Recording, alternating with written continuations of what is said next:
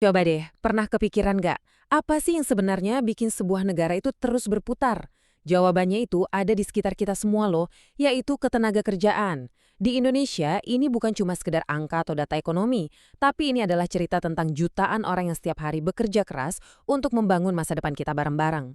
Tapi, di balik cerita besar itu, ada dua realitas yang kayak langit dan bumi. Di satu sisi, kita lihat lautan harapan. Para pencari kerja yang rela antre panjang demi satu kesempatan. Di sisi lain, ada badai pemutusan hubungan kerja atau PHK yang bisa datang kapan aja. Seperti yang kita rasakan banget pas pandemi kemarin. Dua gambar ini nunjukin satu kenyataan yang sama-sama pahit. Nah, pertanyaannya sekarang, gimana caranya kita bisa paham gambaran besarnya? Biar nggak salah kaprah, kita perlu bedah dulu istilah-istilahnya, kita pahami akar masalahnya, baru kita lihat solusinya. Oke, yuk kita mulai selami lebih dalam. Oke, sebelum kita jauh ngomongin solusi, penting banget nih kita samain persepsi dulu. Biar kita semua nyambung nih pas dengar berita ngomongin angkatan kerja atau pengangguran. Yuk kita bedah satu persatu definisinya. Jadi, menurut hukum di Indonesia, ketenaga kerjaan itu kayak payung super besar. Ini bukan cuma ngurusin orang yang udah kerja aja, tapi mencakup seluruh siklus hidup seorang pekerja. Mulai dari sebelum dia kerja, pas lagi kerja, bahkan sampai setelah dia pensiun. Lengkap banget. Nah sekarang, ayo kita coba pakai kacamata para ekonom. Kita lihat gimana caranya mereka memfilter seluruh penduduk Indonesia jadi kelompok-kelompok yang lebih kecil, supaya situasinya bisa dianalisis dengan lebih jelas. Anggap aja bangan alir ini peta kita ya. Peta ini yang bakal nuntun kita buat ngeliat gimana dari ratusan juta penduduk Indonesia, kita bisa sampai ke angka pengangguran yang sering banget kita dengar di berita. Oke, filter pertama adalah umur. Siapapun yang usianya antara 15 sampai 64 tahun, itu masuk ke dalam kategori besar yang namanya tenaga kerja. Nah, mereka inilah kolam talenta kita, potensi mesin penggerak ekonomi negara. Nah, kalau kita lihat lagi di peta kita, populasi sekarang udah kebagi dua kan? Kelompok usia produktif inilah yang kita sebut sebagai tenaga kerja. Simple. Nah, ini nih yang sering bikin salah paham. Nggak semua orang di usia kerja itu otomatis dihitung dalam statistik pencari kerja. Angkatan kerja itu lebih spesifik. Mereka adalah orang-orang yang mau dan siap bekerja. Jadi mereka yang sudah punya kerjaan atau yang lagi aktif cari kerja. Makanya, pelajar, mahasiswa, atau ibu rumah tangga, walaupun masuk kategori tenaga kerja, mereka nggak dihitung sebagai angkatan kerja karena nggak sedang mencari pekerjaan.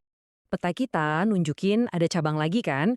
Dari semua tenaga kerja tadi, cuma mereka yang aktif di pasar kerja yang masuk ke kotak angkatan kerja.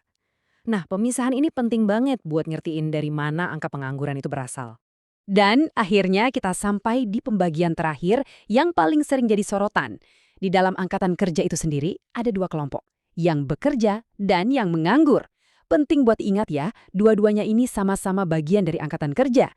Bedanya cuma satu, yang satu sudah punya pekerjaan, yang satu lagi belum tapi lagi aktif mencari. Oke, sekarang kita udah pegang kamusnya, kita udah ngerti istilah-istilahnya. Sekarang saatnya kita pakai buat mendiagnosis masalah utamanya, pengangguran. Ini bukan cuma soal angka loh, tapi fenomena yang rumit dengan berbagai jenis dan penyebab. Jadi kenapa sih ada orang yang pengen kerja, udah cari kemana-mana, tapi kok nggak dapet-dapet juga? Ternyata jawabannya nggak sesimpel itu, ada banyak banget alasan di baliknya. Yang menarik, pengangguran itu punya banyak jenis. Ada yang sifatnya musiman, kayak petani yang nunggu musim panen berikutnya. Ada friksional, ini wajar banget misalnya kamu baru lulus atau baru resign lagi cari kerjaan baru yang lebih oke. Terus ada struktural, nah ini masalah, pas keahlian kita udah nggak nyambung sama kebutuhan industri. Ada juga siklis, yang naik turun ngikutin kondisi ekonomi. Dan yang paling relevan sekarang, pengangguran karena teknologi, di mana pekerjaan manusia digantikan mesin. Masing-masing ini butuh penanganan yang beda-beda. Kalau di Indonesia sendiri, masalahnya itu kayak benang kusut. Jumlah lulusan baru tiap tahun bejibun, tapi lapangan kerjanya nggak nambah secepat itu. Belum lagi masalah klasik, keahlian yang dipelajari di sekolah seringkali nggak klik sama yang dicari perusahaan. Terus kalau tiba-tiba ada krisis ekonomi, ya udah, PHK massal nggak bisa dihindari. Terus dampaknya apa? Wah, ini serius banget. Bukan cuma soal kantong pribadi yang kering loh. Pengangguran ini kayak penyakit yang bisa menggerogoti kesehatan ekonomi nasional, jadi pendorong utama kemiskinan, dan yang paling sayang, menyia-nyiakan potensi jutaan anak bangsa. Skala besarnya, ini bisa jadi bom waktu sosial. Oke, cukup bahas masalahnya, bikin pusing juga. Sekarang bagian yang paling ditunggu-tunggu, solusinya gimana? Bagaimana sebuah negara bisa mengatasi tantangan serumit ini? Jawabannya, solusinya harus keroyokan, nggak bisa cuma satu cara. Pertama, jelas harus ada lapangan kerja baru, caranya dengan mengundang investasi. Tapi itu aja nggak cukup, kualitas tenaga kerja kita juga harus di-upgrade lewat pendidikan dan pelatihan.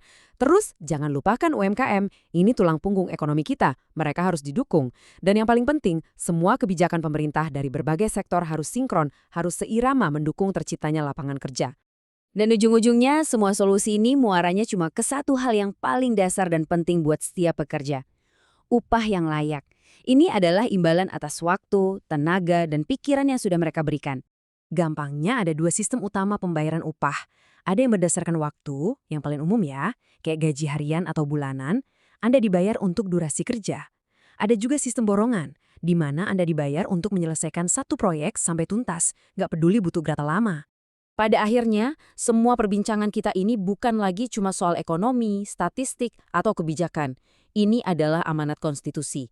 Hak atas pekerjaan dan penghidupan yang layak adalah janji negara kepada kita semua, kepada setiap warganya. Ini membawa kita ke pertanyaan terakhir yang penting untuk kita renungkan. Di tengah dunia yang berubah super cepat, dengan teknologi dan ekonomi global yang terus bertransformasi, tantangannya bukan lagi sekedar cari kerja, tapi gimana caranya kita sebagai sebuah bangsa, sebagai angkatan kerja, bisa terus belajar, beradaptasi, dan berinovasi supaya kita nggak cuma bisa bertahan, tapi juga bisa maju dan berkembang.